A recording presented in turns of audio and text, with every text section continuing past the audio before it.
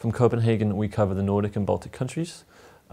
We focus primarily on two things. That is, Scottish companies interested in exporting to the Nordic countries and Baltic countries, as well as Nordic and Baltic companies interested in investing in Scotland. Scandinavia is an a particularly appealing area due to for several reasons. For one, it's the geographically closest area to Scotland, so the logistics of exporting to Scandinavia are very easy. There's great links between Scotland and Scandinavia in terms of, for example, air routes and freight routes between the two regions. There's also a great history of cultural connections between the two regions. The UK is one of the biggest export and import partners for all the Nordic and Baltic countries. To give an example, the UK is about the fourth biggest export partner for Sweden, as well as Denmark and Norway. There's also great ease of working in Scandinavia. We see a lot of companies who want to use Scandinavia as their first export markets. This is often due to the fact that we have very transparent and clear markets. You know what you're getting into in Scandinavia, very much so, I would say. And also, it's very easy from a personal point of view. English is widely spoken. English is very much the language of business. So you don't need to know Danish or Swedish or Norwegian or whatever it might be in order to work in the region. The key sectors would depend a little bit on each country. What we see generally in the Scandinavian countries is great emphasis on green technology.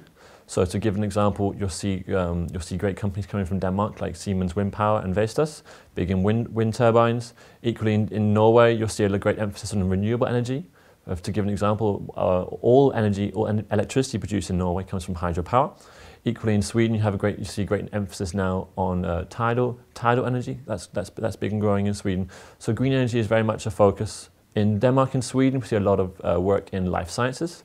We have, for example, in the Øresund region, that's between Copenhagen and South Sweden, in Malmö, we have the Medicon Valley region, and that is the home to around 1,000 life science companies, big and small, including big names like Novo Nordisk, Novozymes, and Lundbeck and Ferring. Food and drink is of great interest to Scandinavia. Scottish products, or British products in general, but Scottish products particularly, I would say, are very well respected in the region. You see a great interest in whiskey, salmon. Salmon is still very interesting despite the strength of the Norwegian salmon industry. Scottish salmon is still very well respected.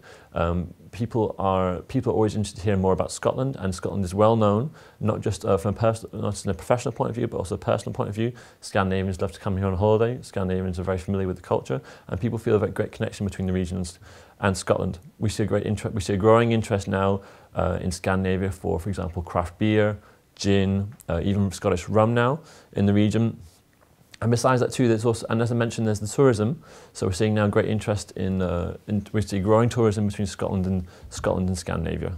So some of the support available from SDI would include, for example, market reports. So if we can offer what we call an overseas market support, that is a free service we offer. So to give an example of how that might work, you may have a certain product that you, for example, you want to sell your whiskey. You produce whiskey in Scotland, and you're interested in you're selling your whiskey in Scandinavia.